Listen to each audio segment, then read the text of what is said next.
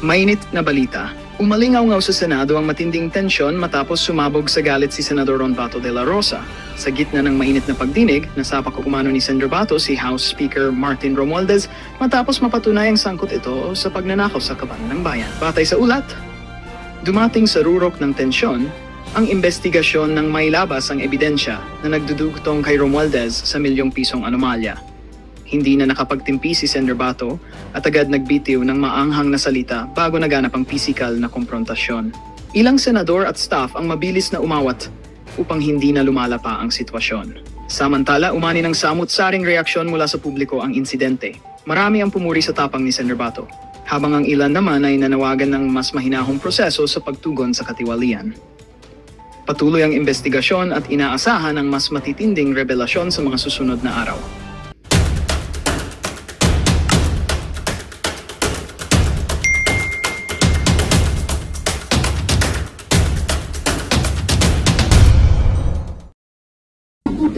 Everybody goes down. The institution goes down.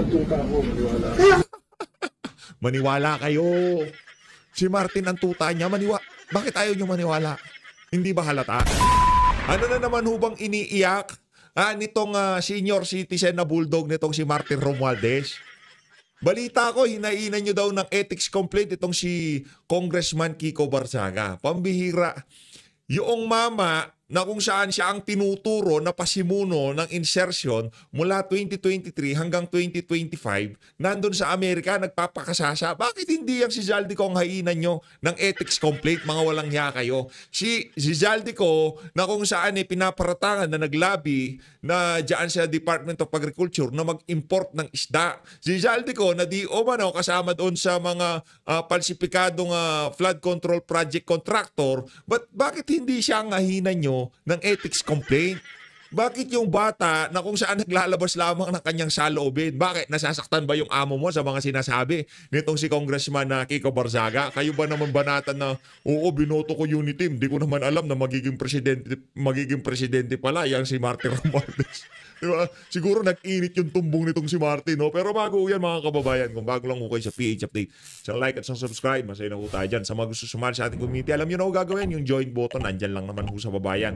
Ngayon na nga mga kababayan, bago ho natin puntahan itong senior citizen na bulldog nitong si Martin Romualdez, pasadaan ho muna natin yung mga behind the scenes sa Senado. Ika nga, ito yung mga hindi nyo nakikita sa, sa mainstream media. Sa PH Update nyo lang ho makikita, kaya naman 985,626 subscriber na ho tayo. Konti na lang, magna 990 na ho tayo mga kababayan. Mag-subscribe na ho kayo para lagi ho kayong updated sa mga ganitong klaseng kaganapan sa Senado. Ang tanong dito, Senator Bato de la Rosa, bakit ayaw mong maniwala na aso ni Tito Soto, yang si School Bukol, yang si Martin Romualdez? Ito mga kababayan, kung ako tatanungin nyo dito, siyempre bias naman ako pagka sinabi kong aso siya ni Martin Romualdez, gayong sinasabi niya, hindi daw ho siya aso. No?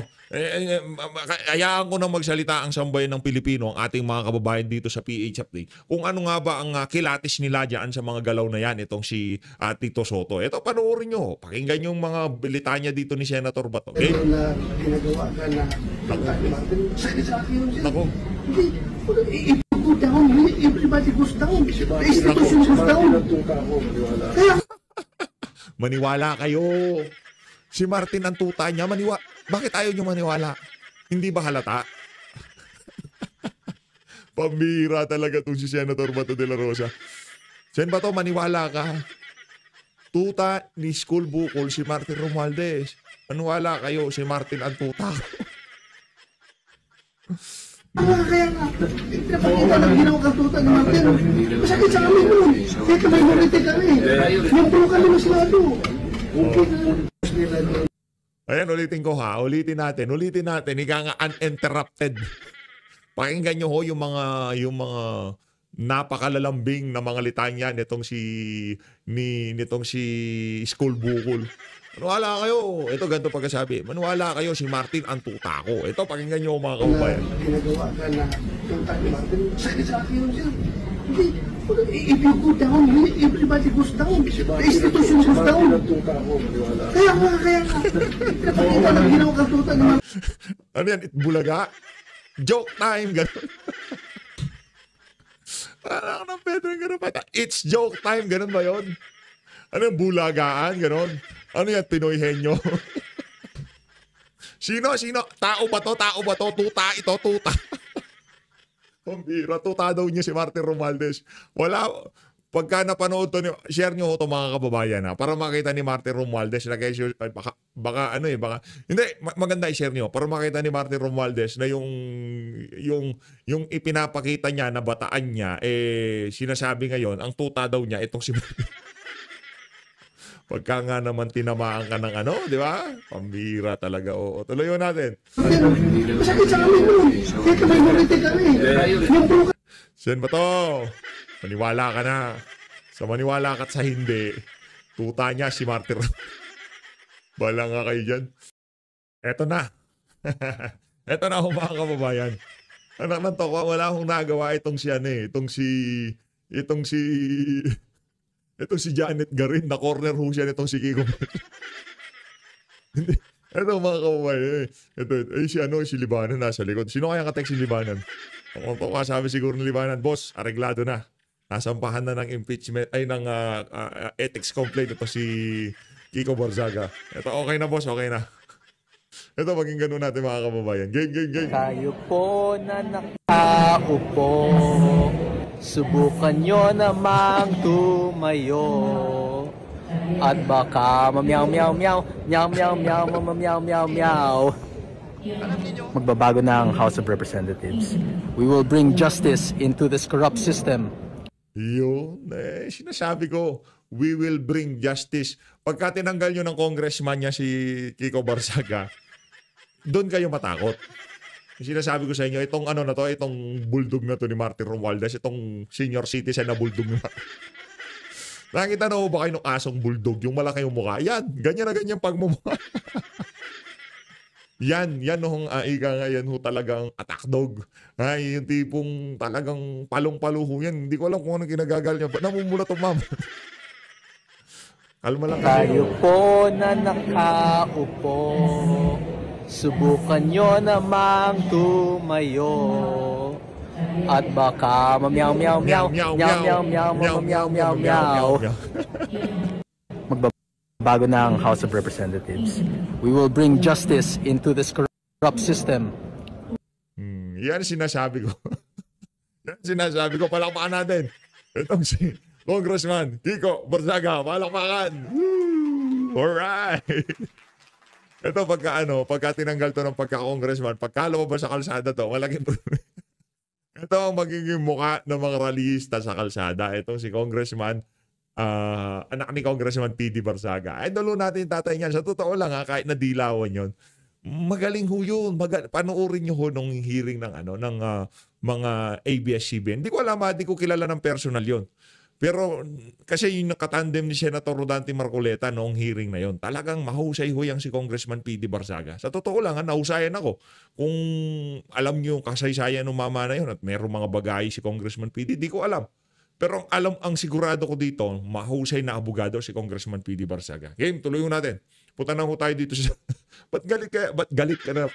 Ba't galit itong asin ni Martin Romualdez na ito? Huwag ko kayo magalit, sir. Kiko Barzaga, no? Yan. Okay, background nito ganito. Yan. Ang tatay ni Nag-post. Congressman Kiko Barzaga is the former Congressman P.D. Barzaga, Elpidio Barzaga. Kilala niyo siguro yan. Batikan na congressman, matagal na andito. At saka masigit pa doon, kasama ko na nag-umpisa ng NUP.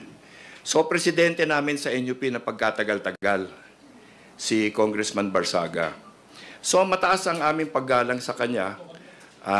Totoo yung aming pagmamahal sa kanya. At respetong-respeto namin talaga siya. Kaya nung pumasok yung, hindi lang siya, yung asawa na niya, yung kanyang mayor na ngayon na si Jenny Barzaga, naging congresswoman din. Talagang naging hardcore sila ng NUP. Talagang mga haligi sila ng NUP. So ngayon, sa Dasmariñas, Cavite, alam naman natin, si Mayor Jenny, yung anak nila si Third, na Vice Mayor din. Tapos ito si Kiko, older brother nitong si Vice Mayor. Ngayon, nangingibabaw doon sa Dasmariñas. Si Congressman Kiko, pinasok nila dahil pumanaw na si Congressman PD at ipinalit siya. Okay. So, alam niyo sa totoo lang, nung umpisa pa, mismo si Mayor Jenny, parang pinapayuhan na kami, no? Na medyo, alam niyo yung anak ko nandyan, pero wag niyo masyadong bigyan ng assignment sa Congress. Kasi,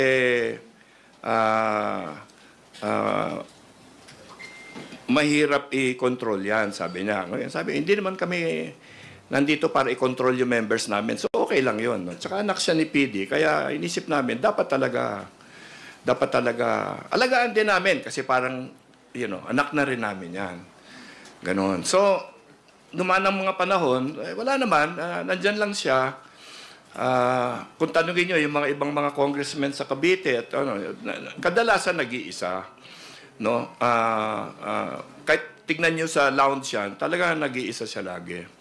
Pero, siyempre, membro namin yan, laging nasa mga meeting namin yan. Kaya ako naman, personally, sinusubukan kong makilala lahat ng mga members namin. Isa-isa, kakausapin ko talaga. Lalong-lalo na yung mga bago, yung mga neophyte. Si Kiko hindi ko nakausap dahil for some reason, mahirap hanapin. At pag nagkikita kami, may sisipot sa mga meeting namin, hello, hi, ganyan. Tapos wala na. Hindi naman nagsasalita sa mga meeting, walang dialogue with him. So, itong mga nakaraang linggo, siyempre dito medyo maligalig tayo sa Congress. Marami mga rumor kumakalat. Ganito, marami nangangampanya, gusto mag-speaker and so on. So, siguro, siguro nahila siya sa mga pangyayaring ganyan. May nabalitaan kami na nagsosolicit ng signatures para ibagsak si Speaker Romualdez. So, siyempre, ako naman, dahil narinig ko yon, pinatanong ko sa kanya, sa aming Deputy Secgen. Tanong mo nga kay Kiko, ano ba to? Kasi ako naman, wala naman ako iniisip na may masamang intention yung bata, ganun, ha? So, anyway, bumalik sa akin, sabi, parang dinamdam yung pagtanong sa kanya, magre-resign na lang daw siya sa party. Sabi ko, ha? Bakit? Basta his mind is made up daw. Sabi ko, sige, hindi. Sabihin mo sa kanya, bukas, mag-usap kami. Let's talk. Kasi hindi pa nga kami nag-uusap iiwanan niya na tayo. So, mag-usap man lang kami kahit na exit interview kung talagang desidido siya. So, okay. Nag-arrange kami, 2 o'clock meeting kami dapat. Nasa opisina ako mas maaga. 1:30 nandyan na siya. No? So, tinanggap ko sa office ko. Sabi ko, Kiko, sabi ko, ano nang nangyari? No, I'm leaving the party. Nga, I heard. Sabi ko ganyan. Sabi ko, your father was one of the real founders of this party in 2011 also. At you might want to reconsider. Kasi kung hindi naman ganun kalalim, yung mga problema mo with the party, baka we can fix it at saka wala naman ako naririnig na problema. Sabi niya, no, wala naman problema. It's better for you and for me that I just resign. So, ay niyang explain bakit. Really? Sige, well, Kako, if that's really your decision, Kako, I wish you well. Good luck with whatever you're going to do. Okay? Pagbaba ng opisina ko, dumiretso pala dito. Tapos, nagsalita na. Ina-accuse ko daw siya na he is nabasa ko lang, he was accusing me of accusing him of starting a negative campaign against the speaker. Na never ko nasabi, never naman namin napag-usapan at hindi niya binanggit nung nag-uusap kami. And then binanata na si speaker na kailangan matanggal yan, etc. That one statement that he had, alam mo, that came within an hour from the time nag-uusap kami. Na wala naman masamang pinag-usapan, di ba? So, yun ang background dyan sa ganyan. So, then nag-usap-usap kami, mga party mates namin. Lahat ito, mga long-time NUP na rin sila. And siyempre, all of us are friends of Congressman PD Barsaga and the wife, Mayor Jenny. So, pinababayaan lang namin. Pero, lumalaki ng lumalaki, parang nagtatraction daw siya, nagte-trending daw, ganyan-ganyan. Eh okay lang 'yon, no? Kaya lang sa akin, parang nasisingil kami sa NUP na bakit naman nagdala kami ng member na ganun ang sasabihin, hindi lang tungkol sa Kongreso, tungkol sa buong gobyerno, no? At parang parang hindi yata, kumbaga he is not well. Alam mo 'yon? And I think everybody is seeing that, 'di ba? Na parang all is not right, 'di ba? Parang so that's because of that, medyo parang matahimik kami, hindi na naman kayo, inaano na, wala tayong magagawa eh. Yun talaga yung opinion ng bata, ganyan. Pero siyempre, parami nangyayari. Bago ko bigay sa inyo yung aming presentation on the actions that we in the party have decided to make, ikwento ko lang sa inyo, dalawa pang bagay. Kanina, tanghali, pumasok siya sa opisina ng majority leader. Sinara niya yung pintuan, tapos sabi niya, everybody sit down. No? I want to tell you about my plans for what to do with Congress, sabi niya. I am running for speaker, sabi niya. No? Tapos lumapit siya sabi niya, ikaw, sabi niya, if you will join me, I will make you deputy speaker. Ganun ang mga salita-salita niya. So, siyempre nagulat lahat doon, ano? Wala naman nag-react masyado. Si majority leader, siyempre, was the gentleman that he is, pinabayaan lang siya. And then, sabi niya, well, why are you here? Ginaganyan siya. No? So anyway, nagkaroon sila ng mga insidente doon. Hindi umalis, siyempre, hindi naman pinapaalis dahil mabait yung mga na-adapt na niya doon eh. So walang nangyari, and then lumabas siya. No? And then, but I think, dito, kung kagagaling ko lang sa session hall, sa plenary, umiikot siya ngayon, is campaigning to be speaker. And sinasabi niya, he is going down to declare all seats vacant, mga ganyan-ganyan. Kung anong sinasabi niya na, alam mo, for us who are there, na, di gawin mo yung gagawin mo, pero, parang wala sa lugar, parang hindi dapat actions ng mga congressman na maayos ito. And itong pinag-aalala namin, na baka akalain ng ating mga kababayan, lalong-lalo na ngayon that Congress is under siege. Lahat kami, we are under a microscope. Diba? Tinitignan kami about our behavior, our everything. Diba? And kami, we want to be upfront about everything. We want to disclose whatever needs to be disclosed. Salin, kunin nyo lahat yan. We're trying our level best to earn the trust of our people. Okay?